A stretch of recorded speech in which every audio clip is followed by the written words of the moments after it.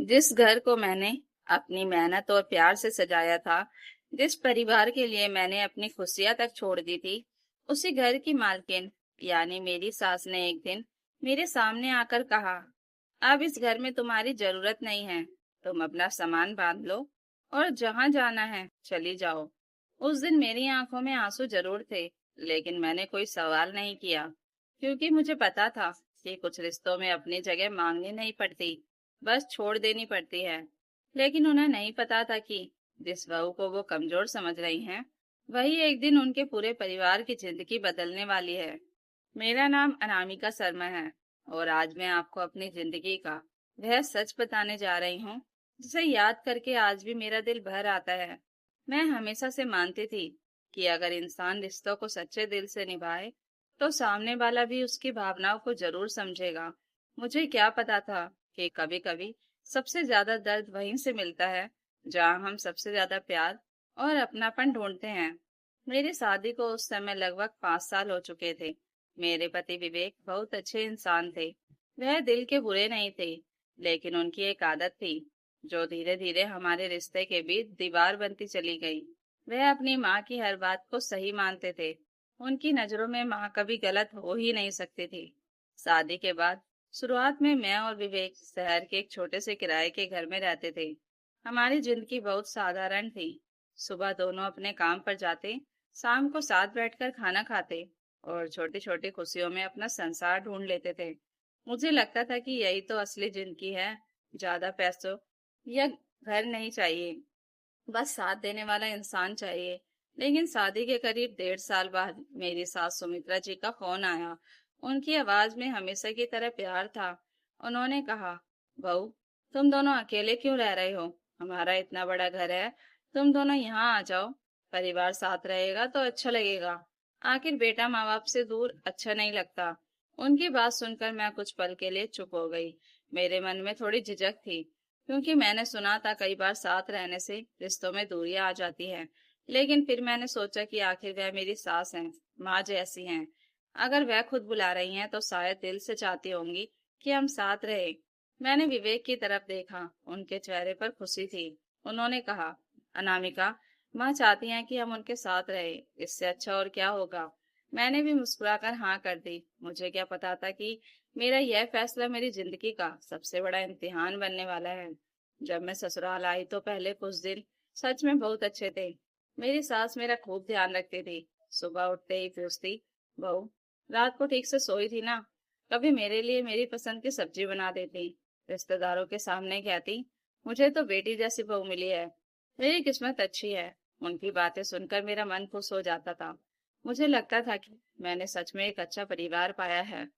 मैं भी उन्हें अपनी माँ की तरह मानने लगी थी। घर में मेरे ससुर जी नहीं थे। उनका कुछ साल पहले निधन हो चुका था। घर में सास के अलावा विवेक का छोटा भाई करण रहता था। करण की उम्र करीब 25 साल थी। वह पढ़ाई पूरी कर चुका था, लेकिन नौकरी करने में उसकी कोई खास दिलचस्पी नहीं थी। सुबह देर तक सोना, दोस्तों के साथ घूमना और मोबाइल चलाना उसकी आदत बन चुकी थी। शुरुआत में मैंने कभी कुछ नहीं कहा। मुझे लगता था कि अभी छोटा है, धीरे धीरे समझ जाएगा।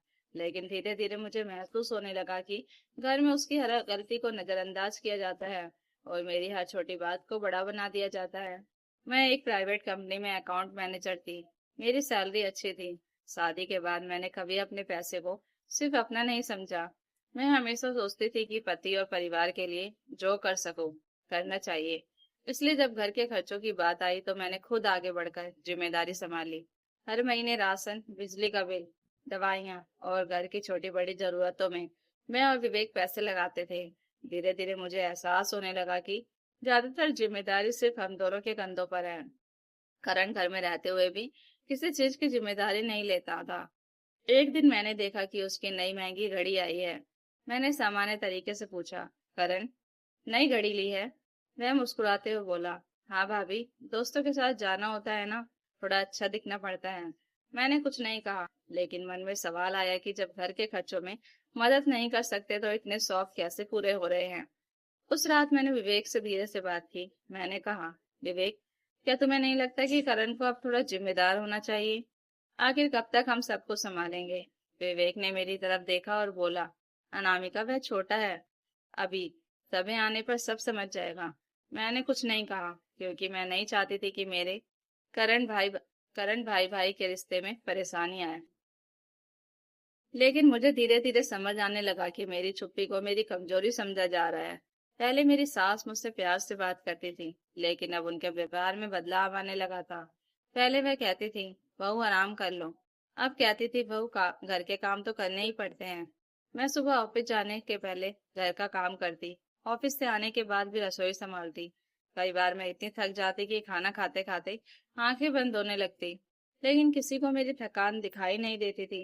एक दिन मेरी तबीयत खराब थी, मुझे तेज बुखार था। फिर भी मैंने सुबह उठकर नाश्ता बनाया। मेरी सास ने मुझे कमजोर देखकर भी कहा, बहू, बीमारी तो आती जाती रहती है, घर की जिम्मेदारी से मुंह नहीं मोड़ सकते। उनकी बात सुनकर मेरे दिल में कुछ टूट सा गया, क्योंकि जिस प्यार को मैं सच मान रही थी, उसमें अब सिर्फ उम्मीदें बची थी। कुछ महीनों बाद मेरी सास ने एक दिन मुझसे कहा, बहू, अब तुम अपनी सैलरी का कुछ हिस्सा मुझे दे दिया करो, घर के खर्च बढ़ गए हैं। मैंने बिना सवाल किए पैसे देना शुरू कर दिया। मुझे लगा कि यह मेरा भी घर है, लेकिन मुझे नहीं पता था कि यह शुरुआत थी, क्योंकि आने वाले समय में मुझे सिर्फ पैसे नहीं, बल्कि मेरा आत्मसम्मान भी मांगा जाने वाला था। उस दिन के बाद मैंने अपनी सास को हर महीने पैसे देना शुरू कर दिया। मुझे लगता था कि अगर मैं अपने परिवार के लिए कुछ कर रही हूँ, तो इसमें कोई बुराई नहीं है। आखिर वह मेरी सास थी, मेरे पति की माँ थी, और मैंने हमेशा यही सीखा था कि रिश्ते निभाने के लिए कभी कभी अपनी इच्छाओं को पीछे रखना पड़ता है। मैं नहीं चाहती थी कि कभी कोई मेरे बारे में यह कहे कि बहू होकर उसने घर की जिम्मेदारी नहीं निभाई। लेकिन धीरे धीरे मुझे महसूस होने लगा कि मेरी अच्छाई को मेरी कमजोरी समझा जाने लगा है। अब घर में कोई भी जरूरत होती तो सबसे पहले मेरी तरफ देखा जाता। बिजली का बिल हो, किसी की दवाई हो, करण के किसी शौक का खर्च हो, या घर की कोई नई चीज खरीदनी हो, हर बार मुझे यही सुनने को मिलता कि अनामिका, तुम तो कमाती हो, तुम्हें क्या परेशानी होगी। मैं हर बार मुस्कुरा देती और बात टाल देती, लेकिन अंदर ही अंदर कुछ टूटता जा रहा था। मुझे लगता था कि शायद एक दिन सबको मेरी मेहनत समझ आएगी, लेकिन मुझे नहीं पता था कि कुछ लोग आपकी मदद को प्यार नहीं, बल्कि अपना अधिकार समझ लेते हैं। एक दिन मैं ऑफिस से जल्दी घर आ गई। उस दिन मेरी तबीयत भी कुछ ठीक नहीं थी, और मैंने सोचा था कि जल्दी आकर थोड़ा आराम कर लूंगी। जैसे ही मैं घर के अंदर पहुंची, मुझे कमरे से मेरी सास और करण की आवाज सुनाई दी। मैं अंदर जाने ही वाली थी कि अचानक अपना नाम सुनकर मेरे कदम वहीं रुक गए। करण कह रहा था, माँ, भाभी को अगर पता चल गया कि पैसे कहाँ खर्च हो रहे हैं, तो वह सवाल करने लगेंगी। मेरी सास हंसते हुए बोली, तो चिंता मत कर, अनामिका बहुत सीधी है, उसे रिश्ते निभाने की पड़ी रहती है, हिसाब मांगना उसे आता ही नहीं। जब तक वह है, हमें किसी चीज की कमी नहीं होगी। यह सुनते ही मेरे हाथ कांपने लगे। मुझे लगा जैसे किसी ने मेरे भरोसे को चकनाचूर कर दिया हो। मैं कुछ पल वहीं खड़ी रही। मेरी आंखों के सामने उन सारे दिनों की तस्वीर घूमने लगी, जब मैंने इस घर को अपना समझकर हर जिम्मेदारी उठाई थी, जब मैंने अपनी जरूरतें छोड़कर दूसरों की खुशियों के लिए पैसे खर्च किए थे, जब मैंने अपनी सास को माँ का दर्जा दिया था। लेकिन आज मुझे पता चला कि मेरी भावनाओं की कीमत सिर्फ मेरी कमाई तक थी। मैं बिना कोई आवाज किए अपने कमरे में चली गई, और पहली बार मैंने अपने आंसुओं को रोकने की कोशिश नहीं की। मैं बहुत रोई, लेकिन मेरा दर्द सिर्फ पैसों का नहीं था। दर्द इस बात का था कि जिन रिश्तों को मैंने दिल से अपनाया था, उन रिश्तों में मैं सिर्फ एक सहारे की तरह इस्तेमाल हो रही थी। शाम को विवेक घर आए। उन्होंने मुझे उदास देखा तो पूछा, क्या हुआ अनामिका, आज इतनी चुप क्यों हो। मैंने कुछ देर सोचा कि क्या मुझे उन्हें सब बता देना चाहिए। फिर मैंने हिम्मत करके कहा, विवेक, अगर कभी तुम्हें पता चले कि तुम्हारे अपने लोग तुम्हारे भरोसे का गलत फायदा उठा रहे हैं, तो तुम क्या करोगे। मेरी बात सुन के ही उनका चेहरा बदल गया। उन्होंने कहा, तुम फिर माँ के बारे में कुछ सोच रही हो क्या। अनामिका, माँ ने हमारे लिए बहुत कुछ किया है, उनके बारे में ऐसा मत सोचो। उनकी बात सुनकर मैं चुप हो गई, क्योंकि उस पर मुझे समझ आया कि मेरे पति को सच दिखाने के लिए सिर्फ सबूत नहीं, बल्कि उनकी सोच बदलने की जरूरत थी। कुछ दिनों बाद घर में करण की शादी की बात शुरू हो गई। मेरी सास बहुत खुश थी। वह हर रिश्तेदार से कहती कि अब उनके छोटे बेटे की शादी ऐसी होगी कि पूरा समाज याद रखेगा। मैं भी मन से चाहती थी कि करण की जिंदगी अच्छी हो जाए, और शायद शादी के बाद वह जिम्मेदार बन जाए। लेकिन मुझे नहीं पता था कि इस शादी की कीमत भी मेरी खुशियों से चुकानी पड़ेगी। एक शाम मेरी सास ने मुझे अपने कमरे में बुलाया। उनके हाथ में एक डायरी थी। उन्होंने डायरी खोलकर मेरे सामने रखी और बोली, बहू, करण की शादी के खर्चे हैं। हमें शादी बहुत अच्छे से करनी है। आखिर हमारे परिवार की इज्जत का सवाल है। मैंने डायरी उठाई तो उसमें लाखों रुपए के खर्च लिखे थे। महंगे कपड़े, गहने, बड़ा बैंक्वेट हॉल, सजावट और ना जाने क्या क्या। मैंने धीरे से कहा, माँ जी, खर्च तो बहुत ज्यादा है। क्या हम थोड़ा साधारण तरीके से नहीं कर सकते? मेरी बात सुनते ही उनका चेहरा बदल गया। उन्होंने कहा, तुम्हें तो हर चीज में खर्च ही दिखाई देता है। शादी कोई रोज रोज नहीं होती। लोग क्या कहेंगे कि बड़े भाई की कमाई होते हुए छोटे बेटे की शादी ठीक से नहीं हुई। मैं चुप हो गई, क्योंकि मैं जानती थी कि अगर मैंने मना किया तो उंगली मुझ पर ही उठेगी। मैंने अपनी बचत निकाली, अपनी जरूरतों को रोका और शादी के लिए पैसे दे दिए। यहाँ तक कि मैंने अपने कुछ गहने भी बेच दिए, ताकि शादी में कोई कमी न रह जाए। शादी बहुत धूमधाम से हुई। रिश्तेदारों ने मेरी सास की तारीफ की। सब कह रहे थे, वाह सुमित्रा जी, आपने तो बेटे की शादी बहुत शानदार की। बड़ा बेटा हो तो ऐसा, छोटे भाई का इतना ध्यान रखा। मैं वहीं खड़ी सब सुन रही थी। मेरे हाथ में मेहमानों के लिए मिठाई की प्लेट थी और आंखों में वो दर्द था जिसे कोई नहीं देख पा रहा था। किसी को नहीं पता था कि इस शादी के पीछे मेरी कितनी मेहनत थी। किसी ने नहीं देखा था कि मैंने अपने कितने सपने रोक दिए थे। शादी के बाद करण और उसकी पत्नी नेहा घर में रहने लगे। मुझे लगा अब शायद घर का माहौल बदलेगा, लेकिन मेरी मुश्किलें और बढ़ गई। नेहा भी धीरे धीरे मेरी कमाई को अपना अधिकार समझने लगी। एक दिन उसने हंसते हुए कहा, भाभी, आप तो नौकरी करती हैं, आपको पैसों की क्या कमी होगी? घर की बड़ी बहू होने का फायदा तो आपको ही है। उसके शब्द सुनकर मैंने सिर्फ मुस्कुरा दिया, लेकिन मेरे अंदर कुछ खत्म हो गया था, क्योंकि अब मुझे साफ दिखाई देने लगा था कि इस घर में मेरी पहचान, मेरे स्वभाव, मेरे प्यार या मेरे रिश्तों से नहीं थी। मेरी पहचान सिर्फ मेरी सैलरी थी। फिर एक दिन मेरी सास ने पूरे परिवार के सामने कहा, अनामिका, अब घर के खर्च बहुत बढ़ गए हैं। तुम्हें अपनी पूरी सैलरी घर में देनी होगी। आखिर तुम इस परिवार का हिस्सा हो। मैंने उनकी तरफ देखा और पहली बार मेरे अंदर डर नहीं, बल्कि एक अजीब सी शांति थी। मैंने धीरे से पूछा, और अगर मैं ऐसा ना कर पाऊं तो? कमरे में सन्नाटा छा गया। मेरी सास ने मुझे कुछ सेकंड देखा और फिर वह बात कह दी जिससे मेरे दिल में बची आखिरी उम्मीद भी खत्म कर दी। उन्होंने कहा, तो फिर तुम्हें सोचना होगा कि इस घर में तुम्हारी जरूरत है भी या नहीं। उस पल मुझे बहुत दर्द हुआ, लेकिन उसी पल मैंने फैसला कर लिया था कि अब मैं अपनी इज्जत के लिए खड़ी होंगी, क्योंकि रिश्ते वही अच्छे होते हैं जहाँ प्यार के साथ सम्मान भी मिलता है। उस रात में अपने कमरे में बैठी बहुत देर तक सोचती रही। बाहर से सब कुछ बिल्कुल सामान्य लग रहा था। सास टीवी देख रही थी, करण और नेहा हंस हंस कर बातें कर रहे थे और विवेक हमेशा की तरह चुप थे। लेकिन मेरे अंदर जैसे कोई तूफान चल रहा था। मैं सोच रही थी कि आखिर मैंने गलती कहाँ की। क्या मैंने इस घर को अपना मानकर गलती कर दी? क्या मैंने रिश्तों को बचाने के लिए खुद को इतने पीछे कर दिया कि लोगों को मेरी कीमत ही समझ नहीं आई? मैंने कभी किसी से महल नहीं मांगा था, कभी यह नहीं कहा था कि मेरी कमाई पर मेरा अधिकार है और बाकी किसी का नहीं।